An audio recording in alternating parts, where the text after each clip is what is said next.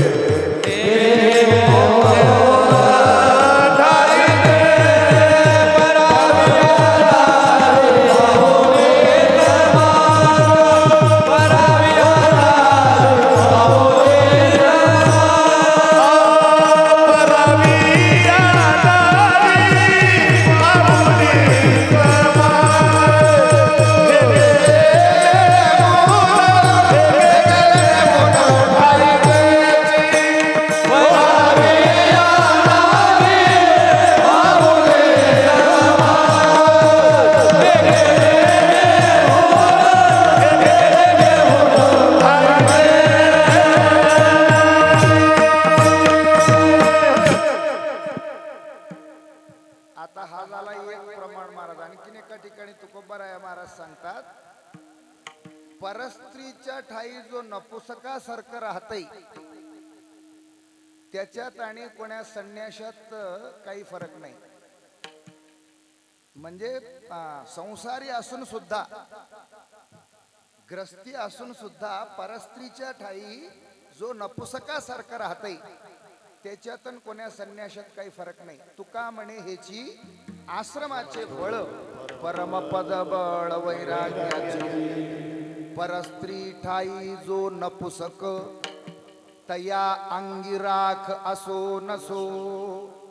परस्त्रीच्या ठाई नपुसकासारख्या राहणाऱ्या माणसाला त्याच्या अंगाला राख असेल तरी ते संन्याशीच, आणि नसेल तरी संन्याशीच. आणि त्याही पुढे जाऊन महाराज आणखीन एक सुंदर असा प्रसंग आहे. तुकोबारायांच्या जीवनात जे प्रसंग घडला होता, ते छत्रपती शिवाजी महाराजांच्या जीवनात सुद्धा या स्त्रीबद्दल घडलेले आहे. तुकोबारायांना काम जागृत करण्यासाठी तुकोबारायांच्या भजनाच्या ठिकाणी एका मातोश्रीला पाठवून देण्यात आलं. Oh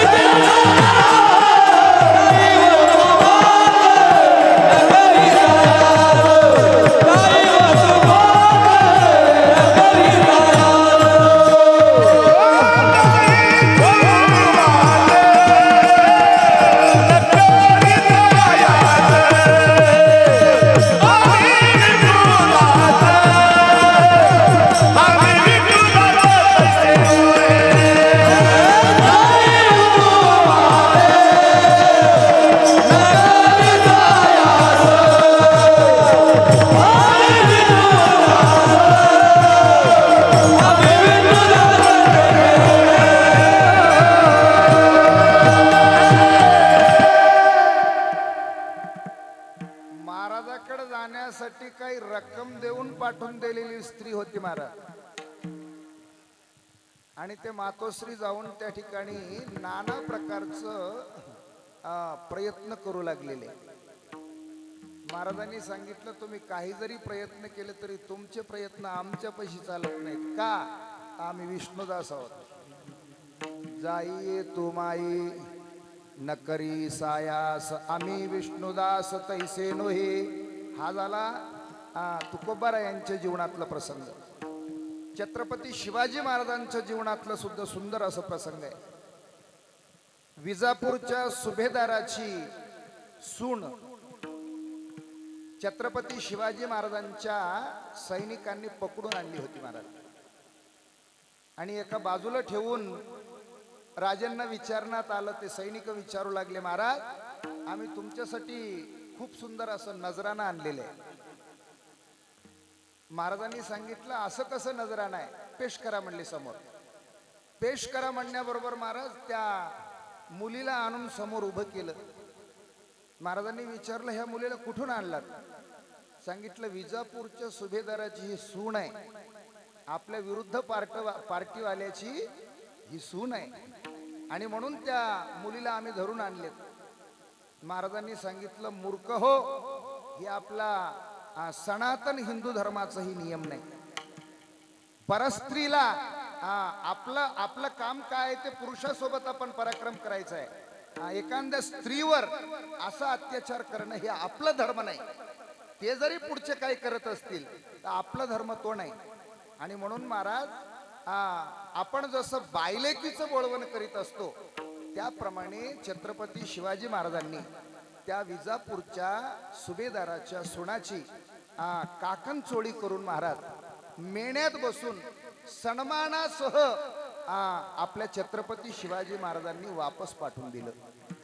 आणि तिथे गेल्याच्या नंतर महाराज पित्याला सांगू लागली, आपल्या स्वतःच्या वडिलाला सांगू लागली ती मुलगी, मला तुमचं राज्य असते की तुमच्या राज्याचं अस्तित्व किती दिवस टिकते हे मला सांगता येत नाही, पण ज्या छत्रपती शिवाजी महाराजांनी परस्त्रीला माते समान मानून आणि परत मला इज्जतीसह मला घरला पाठवून दिल्याबद्दल, आणि ही जी भावना ज्यांच्या अंतकरणात आहे त्यांचं राज्य मात्र चिरकाळ असेपर्यंत टिकते, असं सुभेदाराची सुनानं सांगितली महाराज. आणि असं आगळं वेगळं चरित्र असणारे छत्रपती शिवाजी महाराज आणि तुकोबारायांचे शिष्य म्हणायला काही हरकत नाही, किंवा तुकोबारायांनी ज्यांना वेळोवेळला ज्ञान पाजायचे. एका ठिकाणी सुंदर असा अभंग आहे, दया तिचे नाव भूताचे पालन, दया तिचे नाव भूताचे पालन, दया तिचे नाव भूताचे पालन, दया तिचे नाव भूताचे पालन, आणि निर्धळन कंटकाचे, आणि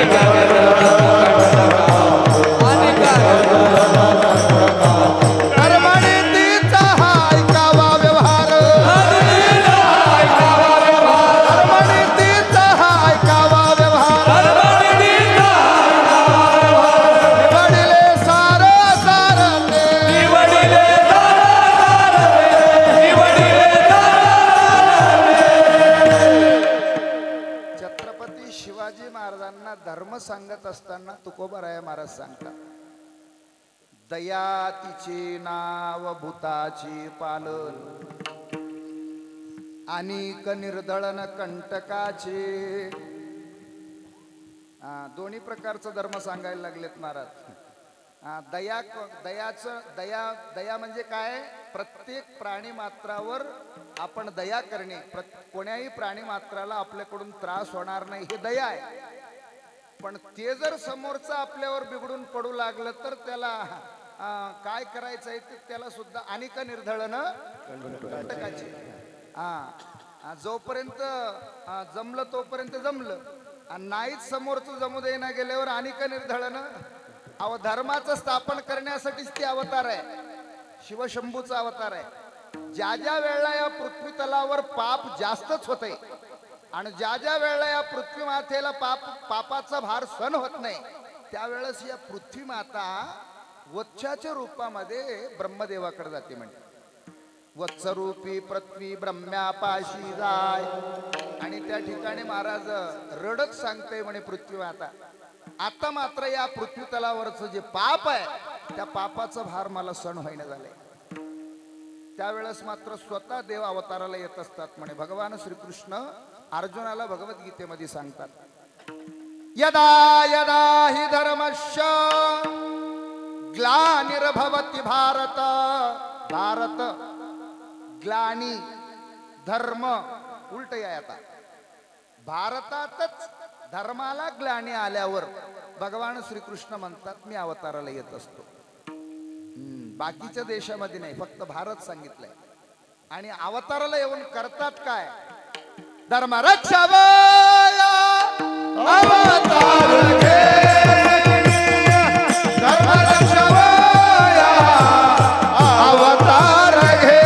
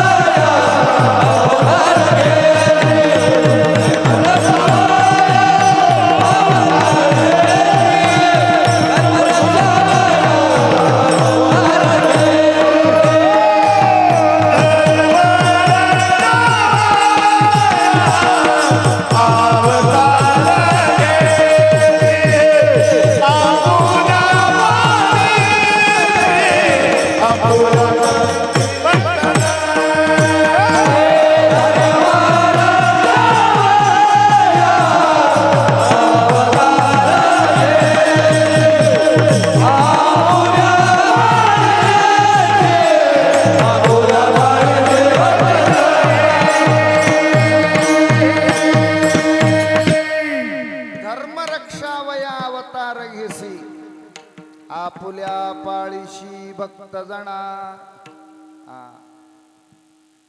आता धर्म म्हणजे महाराज ज्या ज्या वेळेला अधर्मी लोक, ज्या ज्या वेळेला अधर्मी लोक, अधर्म कशाला म्हणावं, आपल्या मनाप्रमाणे वागणे.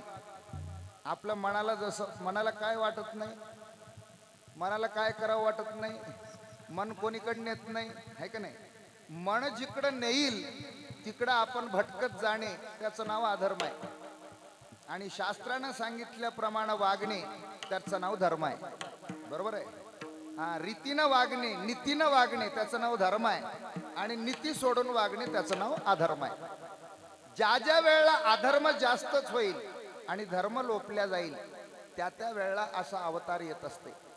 आणि अवतार येऊन करते काय महाराज, आपुल्या पाळीशी भक्तजना, पवित्र लोकांचा आणि साधू लोकांचं रक्षण करतात आणि सज्जनाचं रक्षण करतात आणि दुर्जनाचं निपात करीत असतात. आणि म्हणूनच महाराज परित्राणाय साधूनाम विनाशाय च दुष्कृताम धर्म संस्थापनार्थाय संभवामी युगे युगे. प्रत्येक युगामध्ये धर्माचं स्थापन करण्यासाठी अवतार नक्की येत असते. आणि तसंच शिवशंभूचा अवतार म्हणजे छत्रपती शिवाजी महाराजांचा अवतार आहे. आणि असं चारित्र्यवान राजा महाराज आतापर्यंत भारतभूमीवर झालेत का नाही मला माहित नाही, पण यापुढे मात्र होणं शक्य नाही. आणि म्हणूनच महाराज एकच राजा इथे जन्माला शिवनेरी किल्ल्यावर. एकच राजा इथे जन्माला शिवनेरी किल्ल्यावर. माझा राजाचं नाव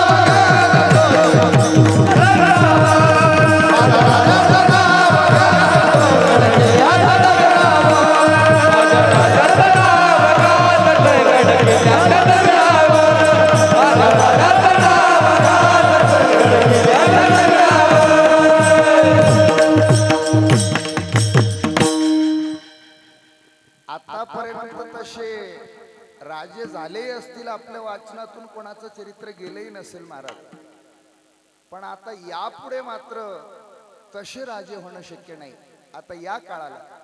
आणि म्हणून असं प्रौढ पुरंदर आणि क्षत्रिय कुलावतंस नवे नवे महाराज श्रीमंत योगी आणि हिंदवी स्वराज्याचे संस्थापक छत्रपती शिवाजी महाराजांच्या जयंतीच्या निमित्ताने जन्मोत्सवाच्या निमित्ताने असं दुग्ध शर्करा योग या ठिकाणी आलेले आणि आजची सेवा माझ्या वाटेला आलेले.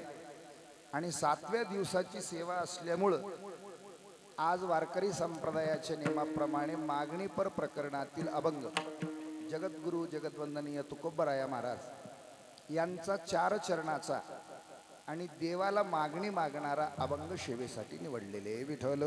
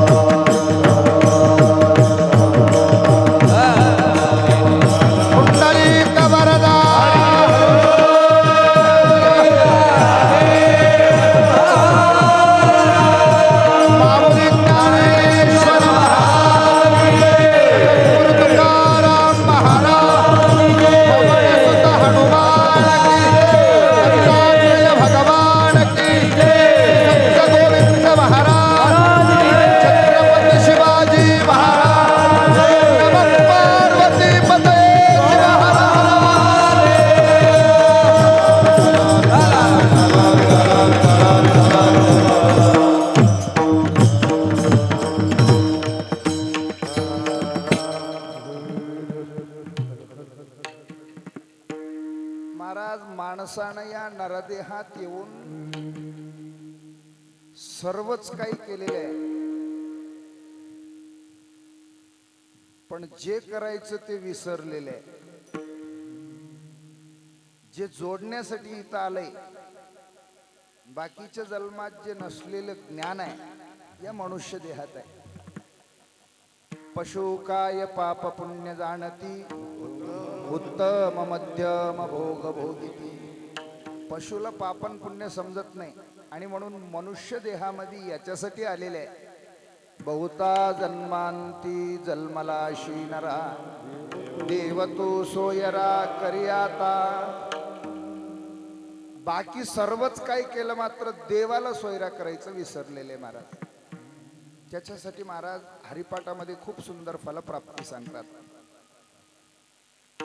हरिवीण जन्म नरकची पै जाणा यमाचा पाहुणा प्राणी होय. देवाला विसरलेले विसरली तया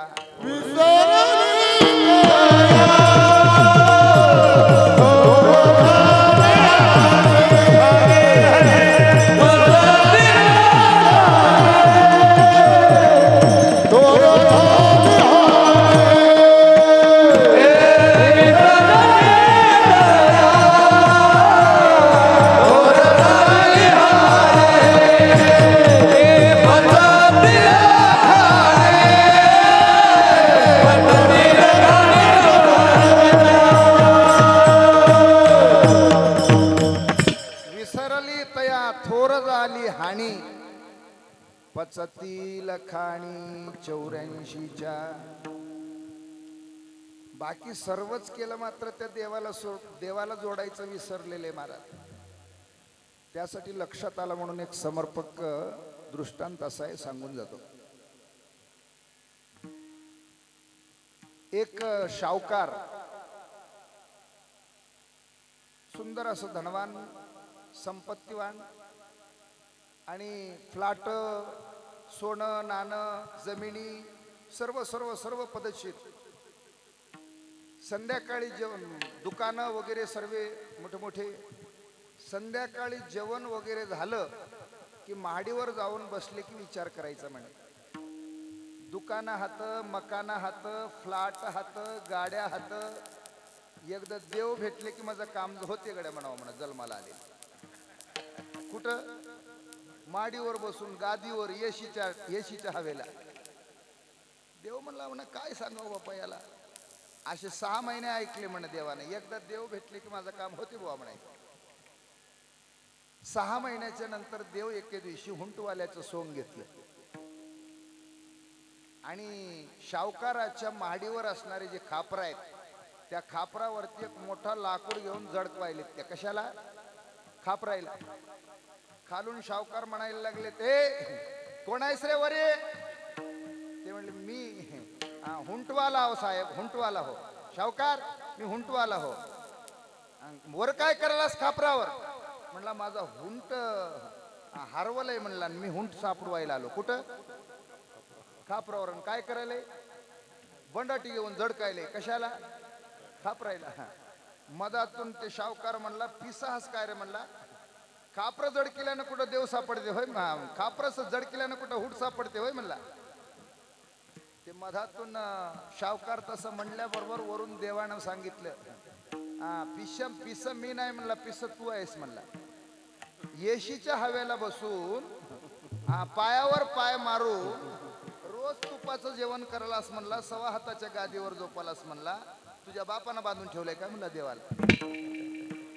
देव असं सापडते होय म्हणला. काहीतरी त्या देवासाठी परमार्थ वगैरे काहीतरी वैराग्य काहीतरी आपला स्वतःचा त्याग काहीतरी असावं लागते की नाही म्हणला. झाला हा मुद्दा महाराज. आणखी नाही पुढे जाऊन जर सांगायचं असेल तर भजन करा सांगून जातो. विठ्ठल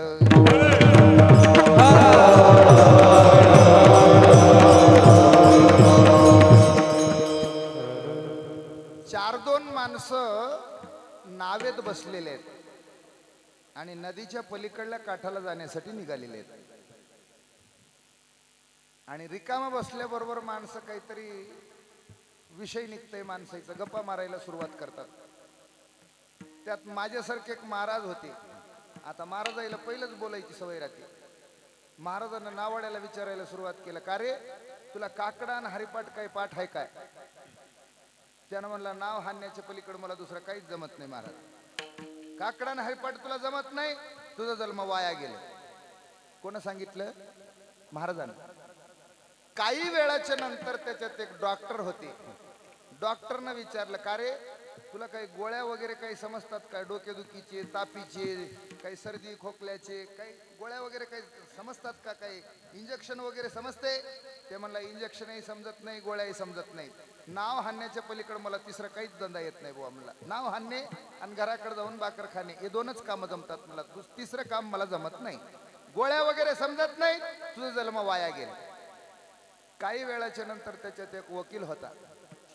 त्या वकिलानं विचारायला सुरुवात केलं, का रे तुला काय कायदा वगैरे काही समजते का? तुला कलमा वगैरे काही माहीत आहेत का कायद्यातले? ते म्हणला कायदाही समजत नाही, मला कलमाही माहीत नाही. कलमा कायदा समजत नाही, मग तुझा वापर कोणी करून घेतात बुवा म्हणला, तुझा जन्म वाया गेला. काही वेळाच्या नंतर शेतकऱ्याने विचारलं, तुला पेरता नांगरता वखरता काही येते काय म्हणला? ते म्हणला नाव हाणण्याच्या पलीकडे मला दुसरं काहीच जमत नाही बुवा म्हणला. शेतातलं काही जमत नाही आणि हे नाव बंद पडल्यानं कस करशील म्हणला? उद्या इथून फुल झाल्यानं तुझा जन्म वाया गेला. आता नाव महाराज जात जात जात जात त्या नदीच्या मध्यभागी गेलेले. मध्यभागी फार मोठा एक गोटा होता. यायला बोलण्यात ते नाव जाऊन मोठं त्या गोट्याला जाऊन टकलं आणि खालून नाव फुटलं, मधात पाणी येऊ लागलं. पाणी येता येता त्या नावड्यानं विचारलं, का हो म्हणला महाराज, मला हरिपाठ येईना, काकडा येईना, माझा जन्म वाया गेलं. डॉक्टरला म्हणला, डॉक्टर साहेब मला गोळ्या जमनात, माझा जन्म वाया गेला. वकिलाला म्हणला, वकील साहेब मला कायदा वगैरे समजत नाही, माझा जन्म वाया गेला. शेतकऱ्याला सांगितलं, मामा मला नांगरायला वकरायला जमत नाही म्हणला, पेरायला जमत नाही, माझा जन्म वाया गेला. तुम्हाला सर्वेला आता पोवायला येते काय म्हणला?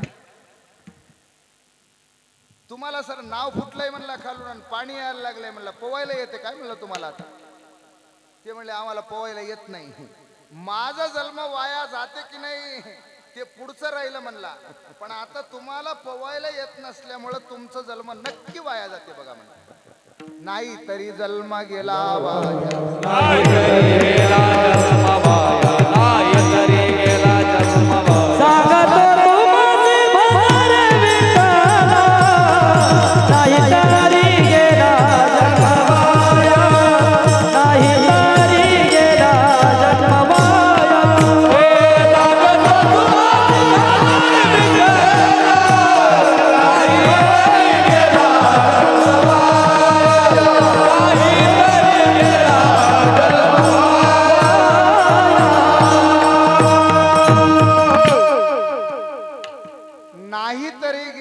जन्म वाया. सांगतो तुम्हासी भजारी विठ्ठला. पुढचं चरण अत्यंत महत्वाचं आहे महाराज. करिता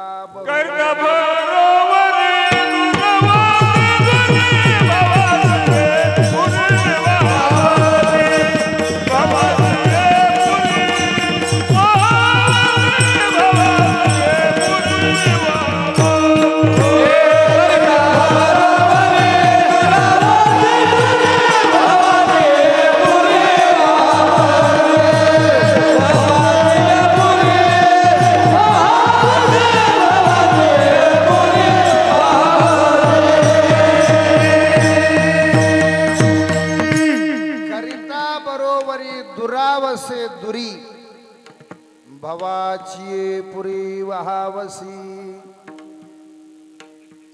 याबद्दल समर्पक उदाहरण असं आहे महाराज. पूर्वीच्या काळात नदीकाठच्या गावाला डेरे असायचे. डेरे जुन्या म्हाताऱ्या माणसाला माहित आहे डेरे म्हणजे काय. आता आमच्या तरुण मंडळीला जरी माहित नसेल तरी ते बैलगाडी सगळं सुद्धा त्याच्यात जायचं. त्याचा नाव डेरा. जसं जसं माणूस त्याच्यात फसल्याच्या नंतर जसा जसा माणूस प्रयत्न करील तसं तसं वर यायचं की खालीच जायचं. जसं जसं हातपाय हलवेल तसं तसं मदतच जायचं. महाराज म्हणतात मग आम्ही सुद्धा त्या संसारात किती हातपाय हलवेल तरी त्या भवसागरात तरुण त्या भवसागरात वाहून जायचाच प्रकार आम्ही करायला लागलो. प्रयत्न कशाचे व्हायला लागलेत? भवसागरात वाहून जायचे. तरुण यायचे नाही. आणि म्हणून महाराज आपले राजा जनक एके दिवशी झोपलेले आणि झोपेमध्ये त्यांना स्वप्न पडलं. स्वप्नामध्ये राजा जनक भिकारी झालेले आहेत. राजा जनकाचं संपूर्ण राज्य दुसरे एका राज्याच्या राजानं त्यांच्यावर विजय मिळवून संपूर्ण घेतलं हिरावून. राजा जनकाजवळ खाण्याची सुद्धा तयारी नाही आणि राजा जनकाच्या अंगावरचे कपडे सुद्धा बरोबर नाहीत. एक सर्व कशात व्हायला लागले? स्वप्नात व्हायला लागले.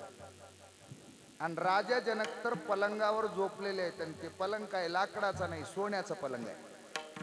आणि स्वप्न कशाचं पडायला लागले? भिकारी व्हायला. आणि महाराज राजा जनक 2-3 दिवसाचे भुकेले आहेत. भूक खूप लागायला लागली आणि ते भूक भागवण्यासाठी रस्त्याने निघाले. कोणाचं तरी इथं आपण काहीतरी मागून तरी खावं.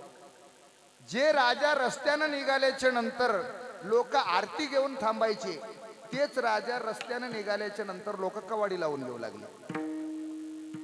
वेळ बदलल्याच्या नंतर माणसं बदलायला काही वेळ लागत नाही, आहे का नाही? वेळ बदलले की ताबडतोब माणसंही बदलतात. म्हणूनच महाराजांनी सांगितलंय, पैसा तेरे 3 नाम, परशा, परशु और परशुराम. जसं जसं परिस्थिती बदलती तसं तसं माणसं आपल्याला बोलायला किंवा आपल्याला पाहायच्या तयारीत असतात. राजा जनक समोर गेलेले आहे. समोर जात असताना राजा जनकाला एक अन्नछत्राचं समोर बोर्ड दिसू लागलं. राजा जनकाला वाटलं अन्नछत्रात तरी आपण जाऊन काहीतरी मागून खावं. अगदी महाराज अन्नछत्रात जाण्याबरोबर अन्नछत्राच्या मालकानं मधातून कुलूप आणि चाबी दोन्ही घेऊन बाहेर यायला लागलेले आहेत. म्हणजे अन्नछत्रातलं अन्न संपलं आणि ते कुलूप लावायच्या तयारीत आहेत. राजा जनकाने त्यांना विनंती केली, काहीतरी करा हो, खाली करपलेले असलं तरी थोडस जमतंय हो, बरस काही भूक लागायला लागले हो, पाण्याला आधार तरी हो. विनंती करता करता खाली बुडाला लागलेले थोडस भात खरडून महाराज त्या राजा जनकाच्या हातावर दिलं. कोण? त्या अन्नछत्रात अन्न वाढणाऱ्या. आणि ते राजा जनक असं वंजळात धरलेले आहेत. आणि अगदी महाराज राजा जनक आता दोन्ही हातात टाकलेल्या वंजळीत टाकलेल्या असल्यामुळं आता तोंड लावून त्याला खाणार, तेवढ्यात भरधाव वेगानं एक माणूस पळत जाऊ लागला. ते पळत जाणाऱ्या माणसाचा धक्का या राजा जनकाच्या हाताला लागला. ते वंजळात जे दिलेले बुडाचं जे खरवड भात होतं ते सुद्धा महाराज हातातून खाली पडलं आणि मातीत मिसळलं. मातीत मिसळण्याबरोबर मात्र राजा जनकांनी एकदाच स्वप्नावस्थेतच असून एकदाच महाराज चिरकले. राजा जनक एकदाच ओरडले. त्या ओरडण्याच्या आवाजानं स्वतःलाच जाग आली. स्वतः जागृत अवस्थेत आलेले आहेत. जागृत अवस्थेत आलेले आहेत तर पाहायला लागलेत तर काय आजूबाजूनं सेवक आहेत, हवा घालायला लागलेले आहेत. पूर्वीच्या काळात पंख्याची वगैरे व्यवस्था नव्हती, सेवक हवा घालायची. हवा घालायला लागलेले आहेत आणि 1.25 हाताच्या गादीवर मखमलीच्या गादीवर झोपलेले आहे. सोन्याचं पलंगावर गादी आहे आणि स्वप्न काय पडले? भिकारी झालेले स्वप्न पडले. विचार करायला लागलेत महाराज, मी स्वप्नात भिकारी झालो ते खरं का मी आता सोन्याच्या पलंगावर बसलो हे खरं? डोक्यात फॅडच बसला महाराज राजा जनकाच्या. आलेले माणसाला विचारायचे, राजा जनक हे खरं की ते खरं? मी सोन्याच्या पलंगावर बसलेले खरं कमी स्वप्नात भिकारी झालेले खरं? बरेच लोकांना विचारलं मात्र काही त्याचा प्रश्नाचं उत्तर निघालं नाही. एके दिवशी त्या मिथिला नगरामध्ये अष्टवक्र आलेले आहेत. अष्टवक्र नाम ते 8 ठिकाणी वाकडे होते म्हणून त्यांचं नाव अष्टवक्र. अष्टवक्र गीता आहे आपल्याला पाहायला मिळते, खूप सुंदर. त्यात ज्ञानामृत आहे महाराज. अष्टवक्र गीता पाहावी. आणि ते अष्टवक्र आलेले आहेत हे राजा जनकाला कळाल्याबरोबर सेवकाला पाठवून दिलेले आहेत. जाऊन ताबडतोब अष्टवक्रांना बोलवून आणा. अष्टवक्रांकडे जाऊन सैनिकांनी विनंती केली, राजांनी तुम्हाला बोलवलेले आहेत. येता येताच कशासाठी बोलवलेले त्याचा अभ्यास केलेले आहेत. कोण? अष्टवक्रांनी. येण्याबरोबर महाराज राजा जनकाने प्रश्न विचारलं. आता काय झालं काय नाही त्याचा पूर्वार्ध काही सुद्धा नाही. प्रश्नच विचारायला सुरुवात केलेले आहेत. काय ये खरं की ते खरं? प्रश्न काय? ये खरं की ते खरं? राजा जनकाने विचारल्याबरोबर अष्टवक्रांनी सुद्धा एक क्षणभर सुद्धा लागू दिलं नाही महाराज. ताबडतोब प्रश्नाचं उत्तर दिलं. तुम्ही स्वप्नामध्ये जे भिकारी झालात ते फक्त 100% खोटं. तुम्ही जे स्वप्नामध्ये भिकारी झालात म्हणजे स्वप्नात माणूस श्रीमंत झाला म्हणजे श्रीमंत होत नाही. माणूस स्वप्नात भिकारी झाला म्हणजे भिकारी होत नाही, आहे का नाही? म्हणून स्वप्नात तुम्ही भिकारी जे झालात ते फक्त 100% खोटं. आणि आता जे तुम्ही सोन्याच्या पलंगावर बसलात हे 101% खोटं. म्हणूनच महाराजांनी सांगितलंय विषयाचे समसुख बेगडाची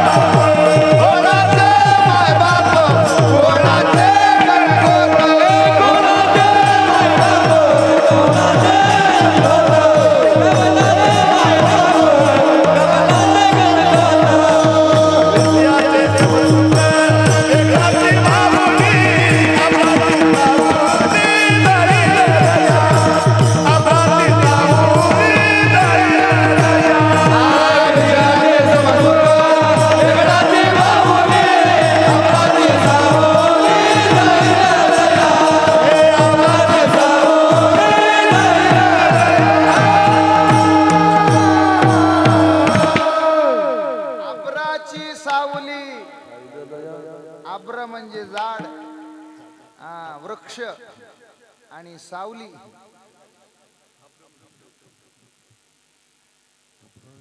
विठ्ठल विठ्ठल विठ्ठल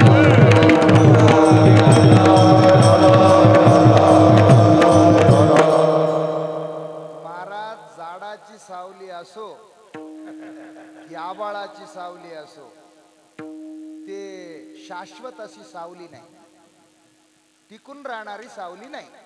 झाडाची असो की मग त्या आबाळाची असो टिकून राहणारी सावली नाही. रात्रभर भजन केलेलं आपल्यासारख्या एका भजनानं काय केलंय म्हण, आता इथं झाडाखाली झोपाव गड्या, आता दिवसभर काही उठायचं काम नाही म्हणून पलंग फिलंग टाकून झोपलाय म्हण. जमते काय म्हणाला? जसं जसं त्याची सावली फिरते तसं तसं पलंगही फिरवावं लागते म्हणाला. हा तसं महाराज जसं ते सावली न टिकणारी आहे तसं महाराज म्हणतात आमचं हे श्रीमंती सुद्धा किती दिवस टिकते याची काही शाश्वती नाही. म्हणून महाराज आभ्राची सावली जाईल लया, विषयाची समसुख बेगडाची बाहुली. आभ्राची सावली जाईल लया, कवणाचे मायबाप कवणाचे गणगोत, मृगजळावत जाईल लया. आणि म्हणून महाराज म्हणतात आम्ही नरदेहात आल्याच्या नंतर आमचं सारच जर काय असेल तर भगवत भक्ती आहे.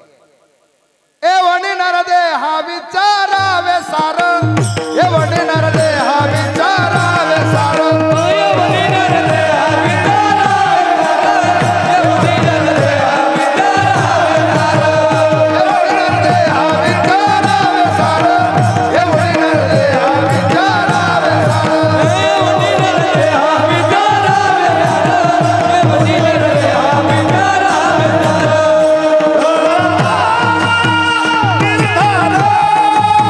भजन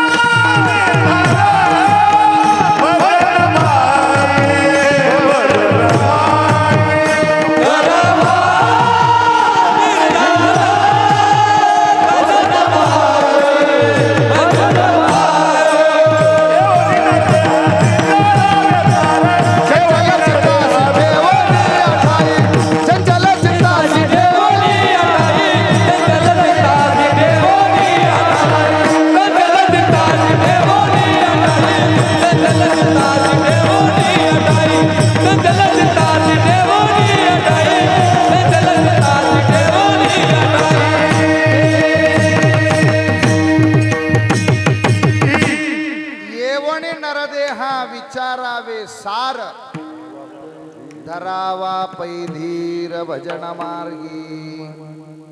नरदेहात येऊन महाराज आपल्याला पापण पुण्याचा विचार करता येते, चांगला आणि वाईट समजते, सार आणि आसाराचं चिंतन करता येते.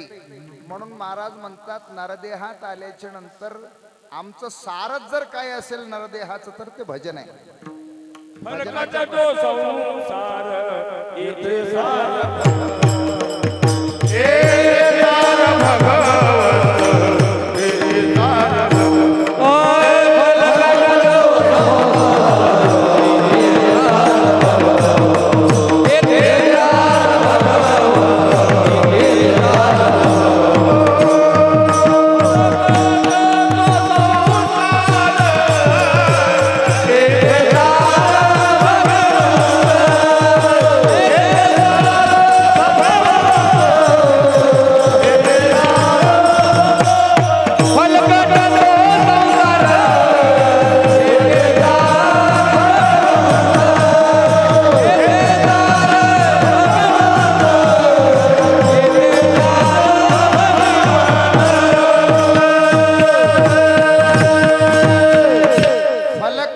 संसार इथे सार भगवंत. आणखीन एका ठिकाणी भगवान गोपाल कृष्णाच्या सान्निध्यात असणारे गोपाळ देवाला सांगतात, देवा तुझ्या सान्निध्यात आल्यावर आम्हाला खरंच सुख प्राप्त झाले. दुसऱ्याच्या सान्निध्यात जे सुख आम्हाला पाहायला मिळालं नाही ते सुख आम्हाला तुझ्या सान्निध्यात खायला मिळालं. आणि तुझ्या सान्निध्यात खायला मिळालं असं म्हणल्याच्या नंतर महाराज देव म्हणू लागले त्या गोपाळांना, तुम्हाला खरं सुख प्राप्त झालंय ना, आता जावं मग घराकडे. घराकडे कशाला राहता, आता माझ्याकडे काय काम आहे तुमचं. त्यावेळेला देवाला गोपाळ सांगत आहेत, आता घराकडे कशाला जावं, घरी ताकाचे सरोवर येथे नवनीताचे पूर.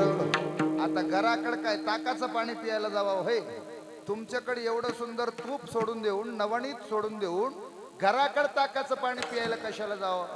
महाराजांनी सांगितले फलकट संसार इथे सार भगवंत, मंथोणी नवनीत तैसे गे अनंता, वाया व्यर्थ कथा सांडी मार्ग, लटिका व्यवहार सर्व संसार, वाया यरजार हरिविण. आणखीन एका ठिकाणी महाराज सांगतात, सार सार सार विठोबा नाम तुझे सार, सार सार सार विठोबा नाम तुझे सार, सार सार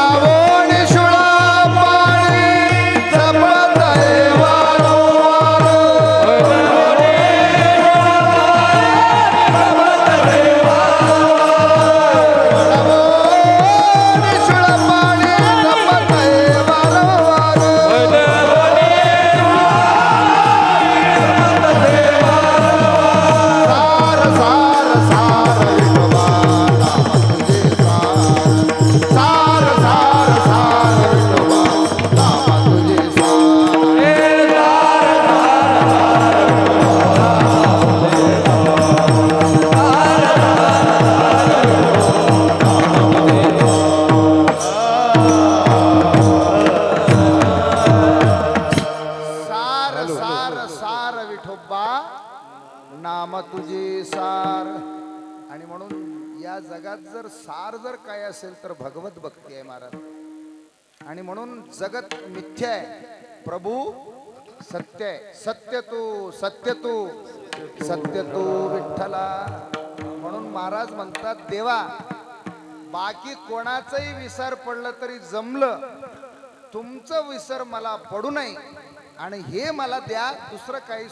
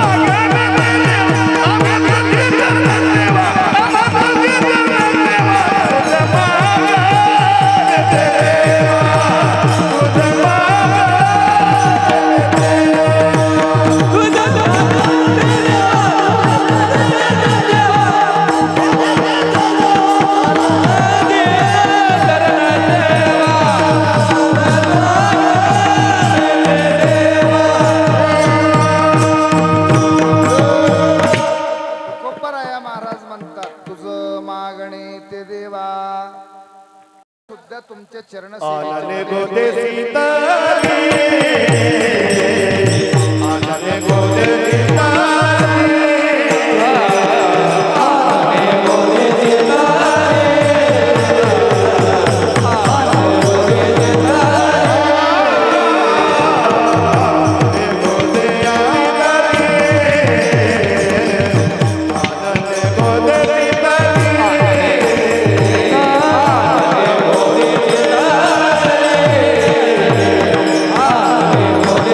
Hare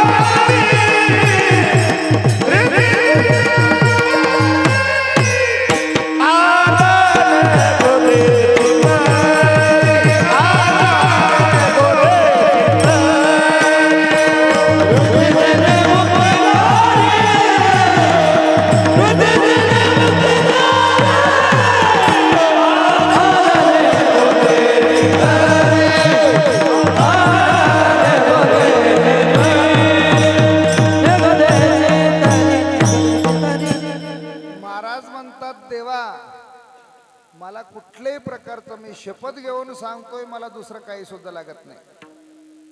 तुम्ही रिद्धी सिद्धी देतो म्हणत असाल तरी तुमच्या चरणसेवेच्या पुढे ते फिका आहे. आता रिद्धी सिद्धी म्हणजेच काय महाराज? खेचरी, भूचरी, चराचरी, आगोचरी अशी काही उलटे मुद्रा आहेत योग साधनेमध्ये. असे उलटे मुद्रा लावून हठयोगाचं साधन केलं की रिद्धिसिद्धी प्राप्त होतंय म्हणे. पण ते रिद्धिसिद्धी म्हणजे काय आमचे गुरुजी सांगायचे. एखादं लेकरू जास्तच रडायला लागलेलं आहे आणि आई कामात गुंतलेले आहे, बाकीच्या कामात म्हणण्यापेक्षा पीठ चुरण्यात आई गुंतलेले आहे. पीठ चुरण्यासाठी दोन्ही हात गुंतलेले असतात. आता ते लेकरू रडायला लागले कशासाठी हे आईला माहित आहे. लेकराला भूक लागल्यामुळे लेकरू रडायला लागले आणि लेकराला दूध पाजवावं लागतंय हे ते आईला माहित आहे. तरी पण आईच्या पिठात हात गुंतल्यामुळे आई काय करते, त्या लेकराच्या समोर एक खेळणं आणून आपटी ती आहे का नाही.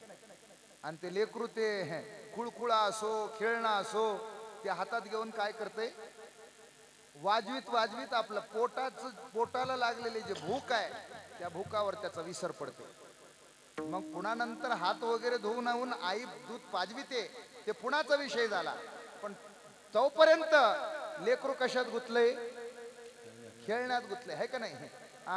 खरं भूक भागली का त्याची, खेळण्यानं खरं भूक भागलाय का. जोपर्यंत स्तनपान होत नाही तोपर्यंत त्याचं खरं भूक भागलेलं नाही, पण खेळण्यात अडकून बसलेले अलीकडच. तसं महाराज हे उलटे सुलटे मुद्रा लावून हठयोगाच्या मार्गानं महाराज म्हणतात रिद्धी सिद्धी प्राप्त करता येते. पण रिद्धी सिद्धी म्हणजे असंच एका प्रकारचं देवानं आपल्या समोर टाकलेले खेळणं होय. रिद्धी सिद्धी म्हणजे काय, देवानं आपल्या समोर टाकलेले एका प्रकारचं खेळणं होय. या खेळण्यानं शेवटचं सुख मिळू शकत नाही. जसं आईचं दूध पिल्याशिवाय त्या लेकराचं पोट भरत नाही, तसं खरंच शेवटचं सुख होईपर्यंत आम्हाला सुद्धा सुख प्राप्त होणं शक्य नाही. म्हणूनच महाराजांनी सांगितले रिद्धी सिद्धी निधी अवघीच उपाधी जवत्या परमानंदी मन नाही. सिद्धी लावी पिसे कोण कया पुसे, सिद्धी लावी पिसे कोण कया पुसे, सिद्धी लावी पिसे कोण कया पुसे, सिद्धी लावी पिसे कोण कया पुसे. राजा हौस पाणी नाही,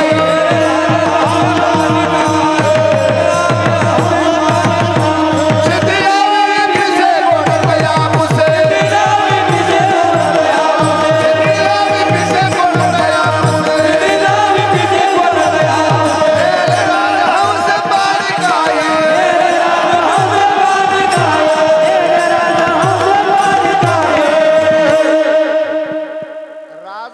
नावाचे एक पक्षी आहे. ते पक्ष्याच्या समोर आपण दूध आणि पाणी दोन्ही मिश्रण करून जर ठेवलं, बाराने जरी पाणी राहिलं ते चाराने दूध ओढून घेते म्हणे, बाराने पाणी सोडून देते. म्हणजे सार तेवढं ओढून घेते, आसार तेवढं सोडून देते. तसं महाराज म्हणतात की राजहंस पक्षी पाणी घेऊन जात नाही ना. पाणी घेऊन गेल्यावर त्याला खरं सुख प्राप्त झालं नाही ना. मग तसं तू रिद्धिसिद्धीच्या माग लागलास म्हणजे तू दूध वडणा झालास, तू काय वडायला लागलास, पाणी वडायला लागलास, म्हणजे खरं सुख नाही तुझं. म्हणून महाराज रिद्धी सिद्धी सुद्धा या अलीकडचंच आहे. म्हणून महाराज म्हणतात ही रिद्धी सिद्धी सुद्धा मला नको आहे. पुढे गेल्यावर चार मुक्त्या, चारही मुक्त्या सुद्धा तुमच्या चरण सेवेच्या पुढे फिक्का आहेत. का आता महाराज मोक्ष आमच्या इथं दररोज काम करते. मोक्ष आम्हा घरी कामारिते दासी होय सांगवायसे, तुका म्हणे घेईन मी जन्म याजसाठी देवा, तुझी चरण सेवा साधावया. आणि म्हणून मला रिद्धी सिद्धी नको, चारी मुक्त्याही नको.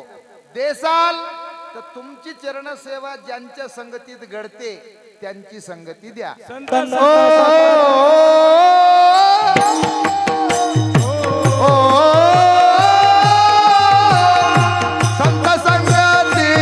सर्व काळ,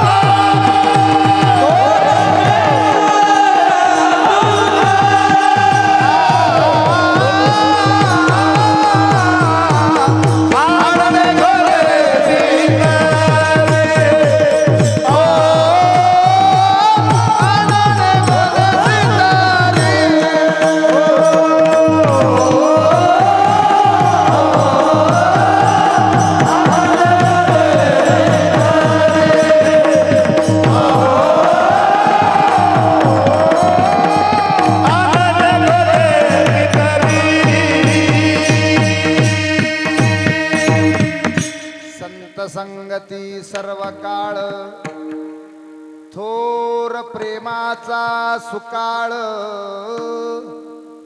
संताची गावी प्रेमाचा सुकाळ. प्रेमाचा सुकाळ फक्त संताच्याच गावी आहे महाराज. आणि परमार्थातलं प्रेम वेगळं आणि व्यवहारातलं प्रेम वेगळं.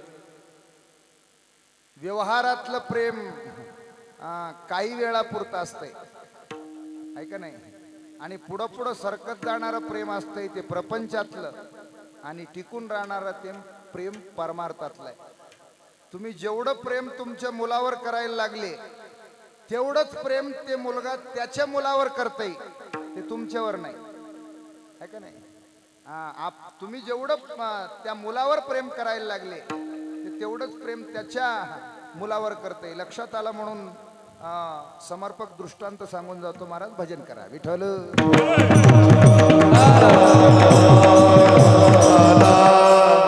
एका राजाला संतान नव्हतं.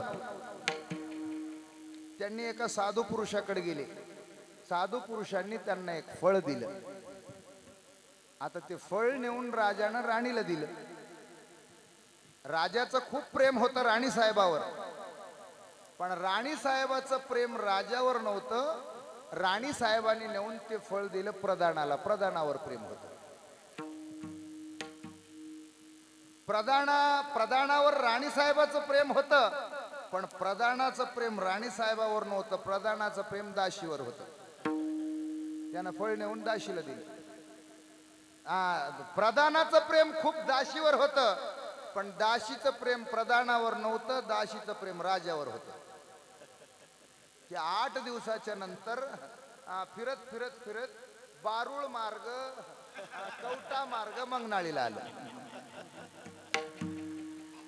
ते आता ते सफरचंदाला स्टिकर लावून आले. राजानं पाहिलं. राजा म्हणला असल्या स्टिकरचं सफरचंद माझ्याकडूनच गेलंय. म्हणला हे वापस आलंय माझ्याकडे कस काय.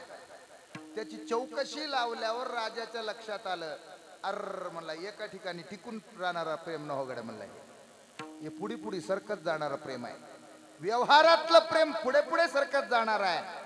आणि परमार्थातलं जे प्रेम आहे ते एका ठिकाणी टिकून राहणार प्रेम आहे. म्हणूनच महाराजांनी सांगितले, माझ्या विठोबाचा कैसा प्रेम.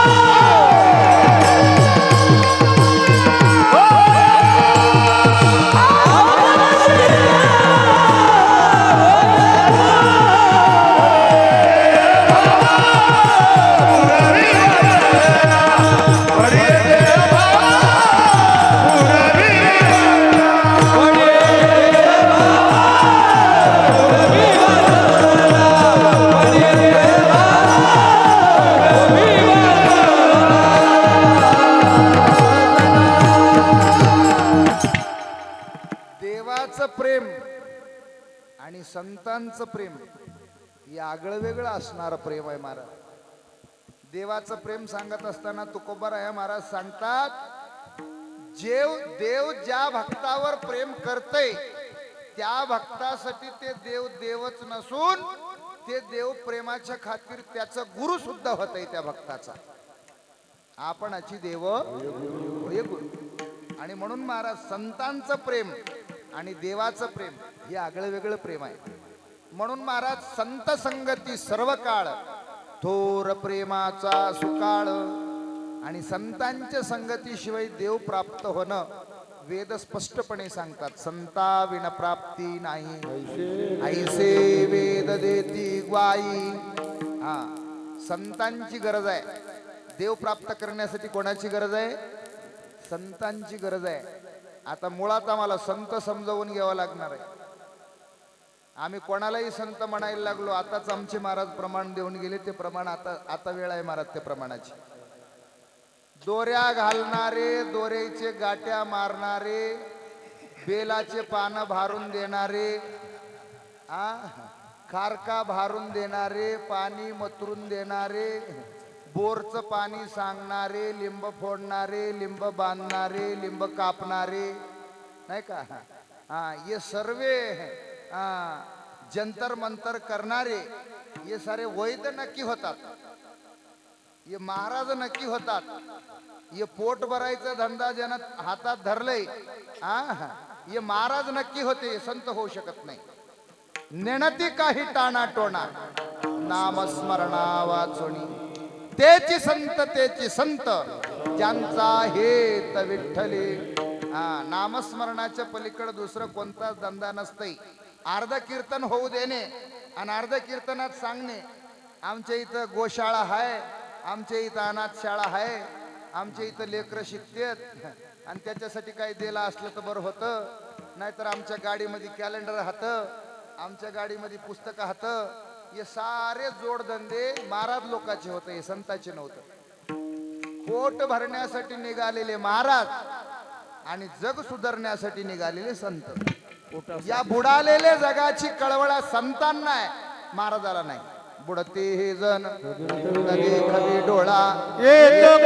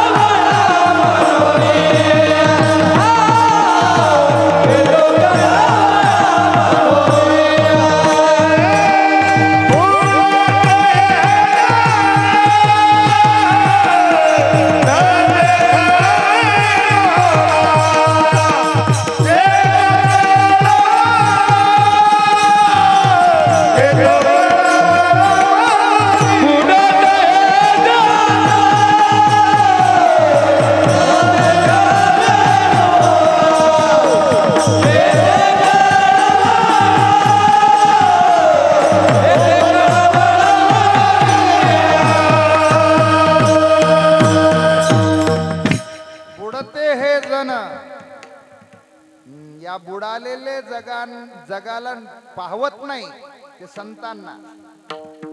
आणि स्वतःच घर बुडालेले पाहवत नाही ते महाराजाला. महाराजात आणि संतात एवढा मोठा फरक आहे. एका घराचा विचार करणारे महाराज आणि एकट्याचा विचार करणारे महाराज आणि आपल्याच लेकर बाळाचा विचार करणारे महाराज संत होऊ शकत नाही. संत ते होतात जाळोन या संसार पैसलो अंगणी, संसाराच्या नावे घालून या शून्य वाढता हा पुण्य धर्म केला. जे केलं तेच होतंय महाराज, बाकी काही होऊ शकत नाही. आपण महाराज एका अभंगामध्ये खूप सुंदर सांगतात, कीर्तन करीशी तरी कीर्तनकाराची होशी, परी वैष्णवन होशी अरे जना. गायन करीशी तरी गुणजन होशी, गायन करीशी तरी गुणजन होशी, परी वैष्णवन होशी अरे जना. पुराण वाचविशी तरी पौराणिक होशी, परी वैष्णवन होशी अरे जना. पुढे पुढे खूप मोठा अभंग आहे, आपल्याकडे वेळ शिल्लक नाही पुरा अभंग सांगायला. आणि म्हणून महाराज आपण जे केलं तेच होतो. आणि हे अंतरंग जोपर्यंत आमचं कसं होत नाही, महाराज एका ठिकाणी प्रमाण सांगतात, न करी रे संग राही रे निच्चळ, लागोने दिमळ ममतेचा, या नावे अद्वैत खरे ब्रह्मज्ञान, अनुभवा वाचून बडबडते. हे संतांचं काम आहे. मग संत जगात असतात कसं, संतांना ओळखावं कसं, तर महाराज सांगतात संतनवती जगा माणसाच्या सारखी समुद्र नदी नोये पैगा पाषाण म्हणून लिंगा संतनवती जगा माणसाच्या सारखी. एकनाथ महाराज भागवतामध्ये खूप सुंदर सांगतात महाराज संताबद्दल. विठाला विठाला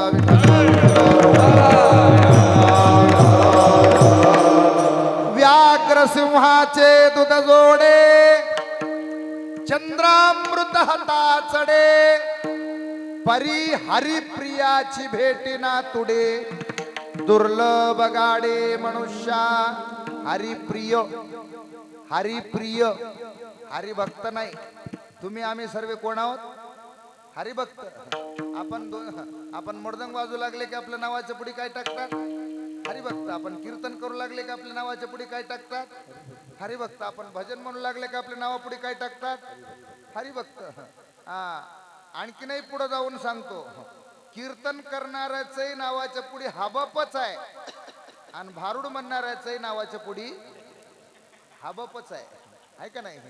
आणखी नाही पुढे जाऊन सांगतो, कितीतरी वर्षापासून खानदानी वारकऱ्याचं नियम पालन करीत कोणाच्याही मनाला न दुखवीत भजन करायला लागलेल्या माणसाच्या नावाच्या पुढे बी हबपच आहे.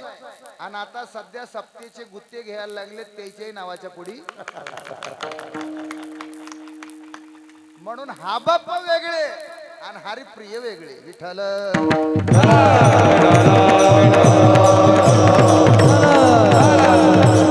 महाराज म्हणतात आम्हाला हबपाची गरज नाही, हरिप्रियाची गरज आहे. देवाला आवडणाऱ्याची गरज आहे. आणि त्या देवाला आवडणाऱ्याची जास्त वेळ संगती देऊ नको देवा. अर्धा क्षण गडता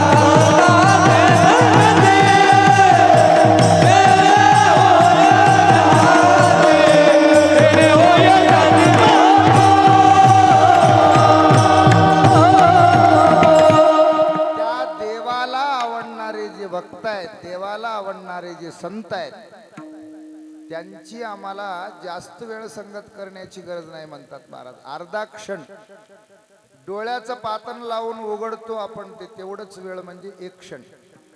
त्याच्यातली सुद्धा अर्धीच वेळ जर त्या लक्षणाने युक्त साधूची लक्षणाने युक्त संताची जर भेट झाली तर महापाप नाहीसं होते म्हणतात. पापाचे 3 प्रकार सांगितलेत, पाप, उपपाप आणि महापाप. कळत नकळतपणे आमच्याकडून घडत ते पाप आहे. आमच्याकडून बरेचशे वेळा नकळतपणे पाप घडून जाते मायो. आपण फुलाची माळ ववण्यासाठी सुईमध्ये दोरा टाकीत असताना त्या दोऱ्याच्या शेंड्याला काय लावले जाते मायो? थुका आहे का नाही? त्या माळीत दोरा जास्त झाल्यावर कशानं तोडले जाते? दातानं. सकाळी सकाळी चहा पत्तीची पुडी कशानं फोडले जाते?